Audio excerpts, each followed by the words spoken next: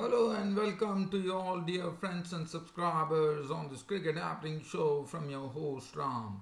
And on this daily cricket show, it's going to be the preview of two matches coming up. One is coming up between South Africa versus Bangladesh at a very pacey and a bouncy Bloemfontein pitch. South Africa are riddled with some injury problems with their strike bowler Morne Morkel out of action, and they are having the injury problem, so thus giving the youngsters a good chance to show their mettle here.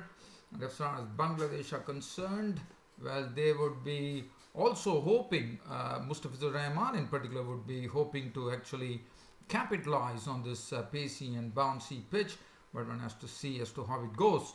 So that is the test match which is coming up tomorrow at Bloemfontein, and I'll be doing a short preview of that. And also there is one more match which is coming up. This is coming up in the Middle East, in the ground in Dubai, and where Pakistan, who are still smarting from the defeat against Sri Lanka in the first test match. And I can say one thing, that Pakistan, who are having experience of playing day-night test matches, but Sri Lanka will be making history tomorrow when they are playing their first ever day-night test match in their test history, when they take on Pakistan in Dubai. So these are two, and then we have a look at some cricket news. So first, let's head off. I'm going to take you first to the day-night test, because that is the one which is the exciting one. As I said, for Sri Lanka, it's a new thing for them that they are going to be playing under lights in a test match with a pink ball. And I can tell you one thing, Sri Lanka definitely has a lot of confidence, but Pakistan will be sensing something here. They'll be just out there to wreak some revenge on Sri Lanka, because they know that Sri Lanka are playing their day-night test match for the first time, whereas Pakistan has the experience of playing day-night test matches. So I'm sure they would try to prey upon that as far as Sri Lanka is concerned, and try to see whether they can square the series. As you know, it's a two-test series, and they would be looking. So let's have a look first at Pakistan as to what they are going to do. Well, Sami Aslam and Shan Masood. Now, I still very sincerely feel, even though Shan Masood played well, my take on this cricket show while doing this preview is, I would still love to see Sami Aslam open with Azhar Ali. The only reason being that Shan Masood is a good player, there's no doubt about it, but it's early days for him. But Azhar Ali is so experienced, so one would love to see Azhar Ali and Sami Aslam open innings, and they could be having a good combination, because I feel sincerely that these are the two players who are technically well equipped to deal with the new ball, and they could probably slot in Shan Masood as one drop. Well, this is entirely my feeling on this cricket show. Asad Shafiq, the vice captain of the team, Babar Azam, Haris Sohail, who did so well in the first test match, on his test debut, not only taking wickets, also contributing in a very good manner in both the first innings and second innings. He's already got his maiden 50 under his belt. Sarfraz Ahmed would be expected to definitely contribute now as far with the bat, and then the pace attack will be in the hands of Mohammad Amir, who will return wicketless on that particular track in the first test match in Abu Dhabi. Yasir Shah did his magic, but the Pakistan batsman could not do the magic. And Mohammad Abbas, who was very impressive, I thought, with his bowling. And then Wahab Riaz has come into the team, and yes, he's replacing Hassan Ali. Now let me see why. Well, it seems Hassan Ali is having a problem with the back, and he has been replaced by the experienced Wahab Riaz. And as far as Sri Lanka are concerned, as I said, they are playing a day-night test for the first time in their history. So it would be a sort of it will probably take some time for them to get suited to that. And besides, the Sri Lankan team are still rebuilding, even though they won the first test against Pakistan. And for Pakistan, well, the first test that they lost, this was the first time that there was no Yunus Khan and Misbah al Haq who have retired, and they lost the match. as far as Sri Lanka are concerned, um, they are definitely walking with confidence, but they would also be wary that they are playing day-night test cricket for the first time, and it would be a real challenge for them to spot the pink ball. And Dimut Karunaratne and Kaushal Silva will open the innings. I thought it's a very good combination for Sri Lanka on the top of the order. And there is also news that the youngster Sadhira Samavikrama would be making his debut, and that is due to Lairu Tirumane being out due to injury, and Sadhira Samavikrama would be making his test debut. Kushal Mendes, who is a very, very talented player, as we all know. Dinesh Chandimal, captain, who has a lot of responsibility on his shoulders, and would be very happy that Sri Lanka picked up a win there in Abu Dhabi. Probably Dinesh Chandimal's first win as captain of the Sri Lankan team. Niroshan Dikwala always contributes, and is also such a valuable person to have coming in the lower middle order to really go and give some steel to the innings, and that he has done it very well. Dilruwan Pereira, so definitely they would be going with the same combination. The spinners are the ones who really proved havoc, especially Rangana Herath, where Pakistan knows that what Rangana Herath can do with the ball. And then Dilruwan Pereira, the offie. They have Lakshan Sandakan, who could not do much. Nevertheless, because Dilruwan Pereira and Rangana Herath were the ones who garnered all the honours, and then the pace would be in the hands of, they have decided to leave Vishwa Fernando and bringing the experienced Nuwan Pradeep. And I thought that's a very good move, because Sri Lanka right now, after winning the first test, would be having a lots of confidence, and it will be interesting to see Suranga Lakmal and Nuwan Pradeep will operate the new ball, and they are fairly experienced now in the Sri Lankan team. And as far as the pitch is concerned, it's all about the pink ball as to how it really goes, and it will be interesting to see as to what Sri Lanka can do in their first ever test match under lights against the pink ball. So that is and Pakistan, as I said, will be hoping to take some revenge on Sri Lanka for their defeat in the first test match, and they would probably think that they would have a chance here to square the series, considering the fact that Sri Lanka are playing under lights in a test match on a pink ball. Well, dear friends, so from here I shift the attention on to the second test versus Bangladesh and South Africa. The another preview there. This match is being played at Bloemfontein, and first I'm going to talk about this pitch, Bloemfontein. Bloemfontein's Bloemfontein is very, very pacey and bouncy. That's what they say. Traditionally, it has been a bit flat, but there's a lot of green grass, and probably one has the feeling that it is going to really help the pacers. So anyone who's going to hit the deck hard and try to extract some life out of the pitch, well, they will get natural life out of the pitch, because there's a lot of grass, a lot of green grass seen on the pitch, and one could probably term this in South African parlance a green mamba. And South Africa definitely are opposed with I would say a lot of injury problems as far as their pace bowling is concerned. Dale Steyn, as you know, is not there. Mone Morkel is also out of action, and South Africa definitely have nothing to worry about, because they have already won the first test match. It is Bangladesh who has to go there and see to it that they try to square the series. So Bangladesh, so let's have a look at Bangladesh first. As far as Bangladesh are concerned, they have Imrul Kais, Soumya Sarkar, Mominul Haq was very. Soumya Sarkar comes now. That is another problem for Bangladesh, with Tamim Iqbal ruled out of the team because of an injury, and that is sad news. So that really puts immense pressure, according to me, on Mushfiqur Rahim and Mahmudullah to deliver the goods. Imrul Kais will be joined in by Soumya Sarkar, a wonderful stroke maker. So he and Kais will open the innings. Mominul Haq, who played brilliantly, I thought, in the first test match, and he is someone who really played played very, very well. And then the experience, as said, I think the owners with Tamim Iqbal not being there, definitely Bangladesh should be hoping that Mushfiqur Rahim and Mahmudullah are the ones who are going to weather this pacey and bouncy track against the South Africans. And then they have the expertise of Sabbir Rahman. Liton Das, the wicketkeeper, impressed, but he's also a very handy bat, even though he failed in the first test, I thought.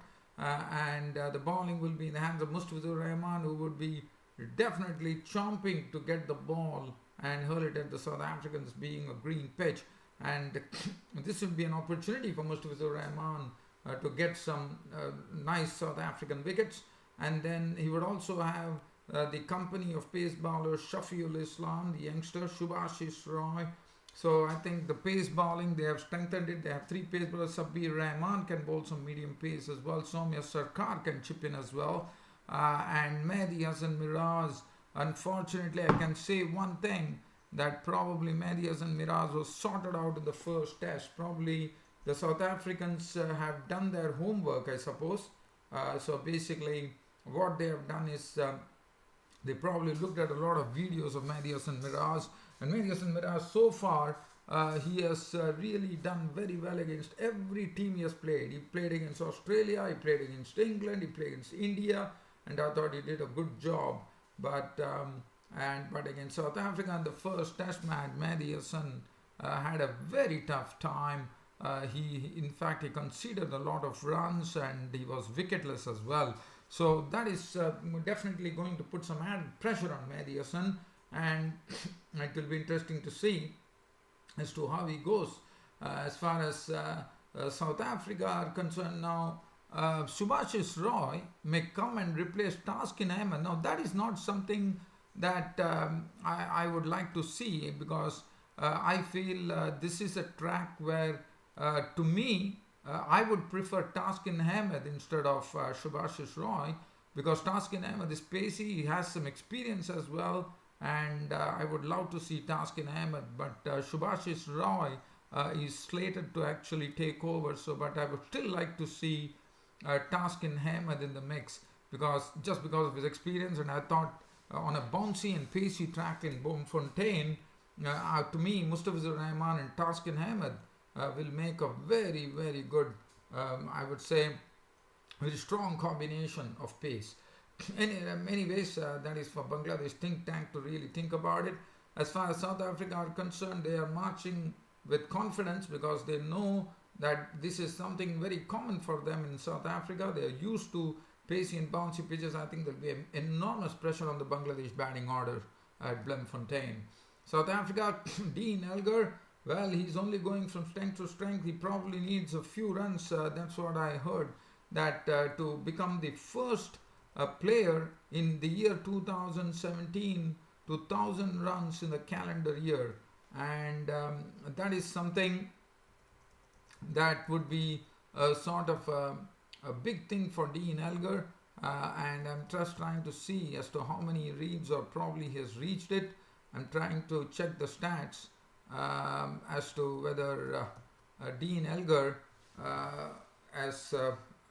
how much does he require? Dean Elgar needs 16 runs to complete 1,000 runs in 2017, and he would be the since Hashim Amla did it in the year 2012, and whether Dean Elgar can do it, and it is only 16 runs separating, and Dean Elgar in some great form, and Aidan Markram is also shown that what an impressive cricketer he is on his test debut. For all the hype that was surrounding him when he came out to bat, one felt very sorry for him that he missed his century. He gave very good support to Dean Elgar on his debut test match. I thought Aidan Markram was very impressive.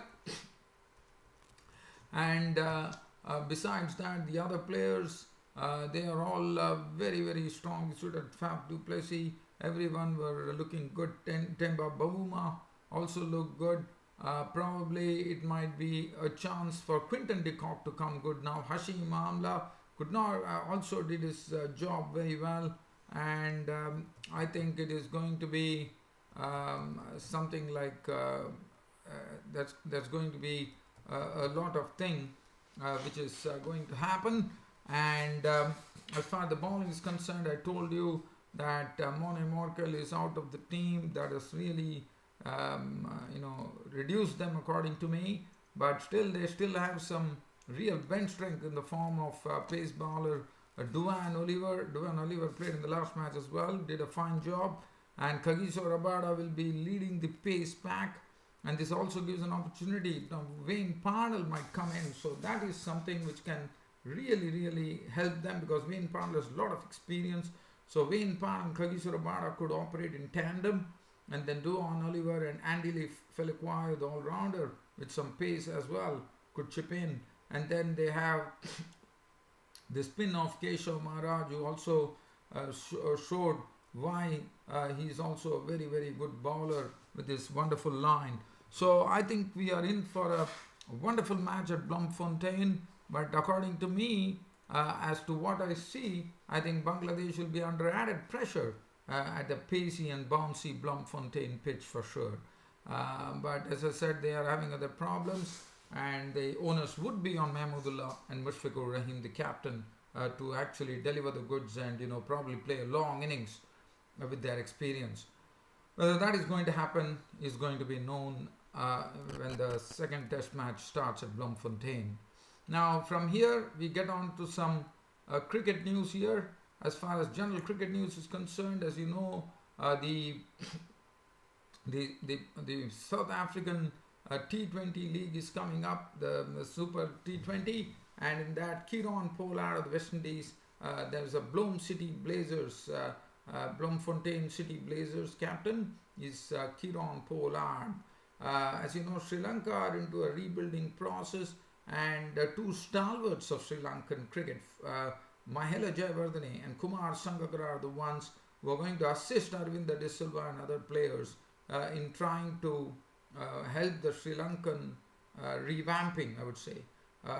As one would have wondered as to why Danushka Gunatilaka was not considered for the one-day series against Pakistan, and the reason was that the news comes in that the Sri Lankan Cricket Board has suspended Danushka Gunatilaka, who has averaged 48 in one-dayers, and the reason he has been suspended is because he has not been disciplined, he has not been turning up on time, and they have really come up very heavily on him.